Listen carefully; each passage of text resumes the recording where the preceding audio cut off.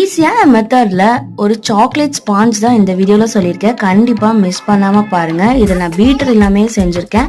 எப்படி செஞ்சிருக்கேன் அப்படிங்கறத பார்க்கலாம். அது மட்டும் இல்லாம சாக்லேட் கனாஷோட சின்ன சின்ன டிப்ஸ் எல்லாம் கொடுத்துருக்கேன். கண்டிப்பா இந்த வீடியோ உங்களுக்கு யூஸ்ஃபுல்லா இருக்கும்னு நினைக்கிறேன். வாங்க வீடியோக்குள்ள போலாம்.